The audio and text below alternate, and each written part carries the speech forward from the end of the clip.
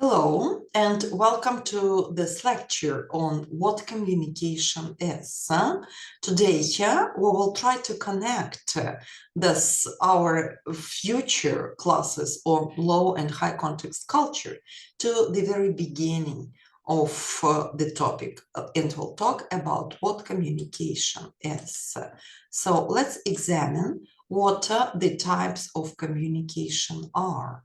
So they are communication based on different channels and based on purpose and style.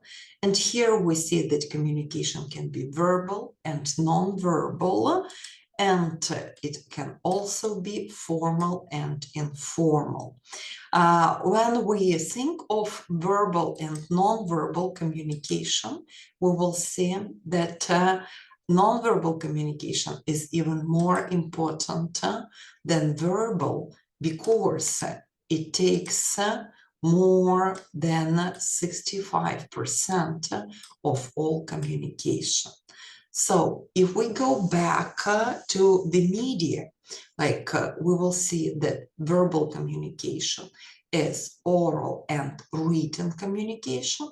Oral communication includes speaking and listening, and written communication includes writing and reading, while non-verbal communication is about facial expression, gestures, body language, proximity, and you can see it here. It's how close we may stand to a person and how different the spaces are. Touch or haptics, whether we can touch a person or not, and personal appearance.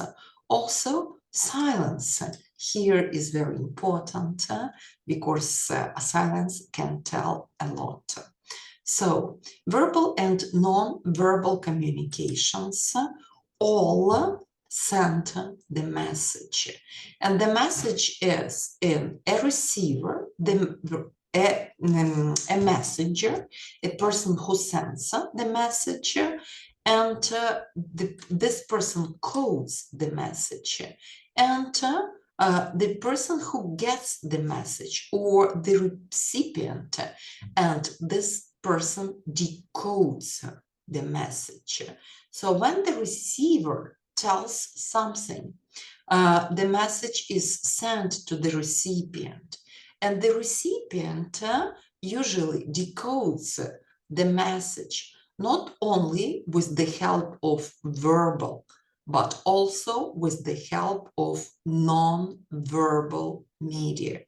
Very often, when we want to understand a message, we need both verbal and non-verbal media.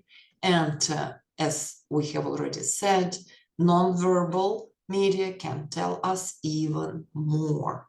So, after the message is received, we can think of the communication triangle. And in the communication triangle, there are always individuals, the people who send and receive the message. There are the words, what people say, and there is the context. It's how they do it, and we can say here that here it will be the non-verbal means of communication. So how they do it, why they do it, the context is all about non-verbal means of communication, while what people say here is about verbal means of communication.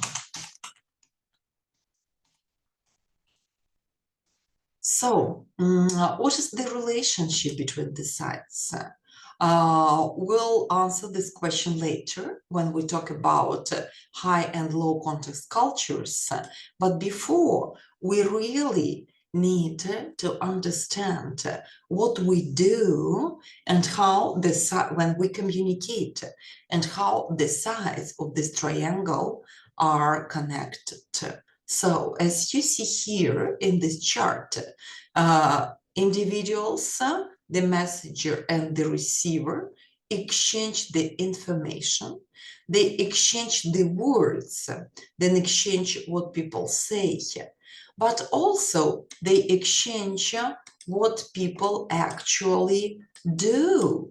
Yeah, and again, if we see, we will, if we take it this way, we will see that what people say is verbal, and what people do is non-verbal part of our communication. So we see that for any communication, it is important to understand the message, not only by understanding the meaning of the words, but also by understanding the context. So as soon as we have understood this, the context, we will see the connection between verbal and non-verbal parts of communication. And in our next lecture, we will talk about low and high contexts, uncertainty avoidance, and directness and indirectness. But before, like in this lecture, I would like you to remember what the communication is, what types it involves, what communication media are, how verbal and non-verbal messages are connected in coding and decoding, what communication actually is, and again, all the time we will be talking about this very important parts, the verbal and the non-verbal part of it. So, and after we consider all the elements of the triangle, we will be ready to talk about low and high context, uncertainty avoidance, and directness and indirectness. So that's actually all for today, for this lecture. Thank you for your attention, and bye.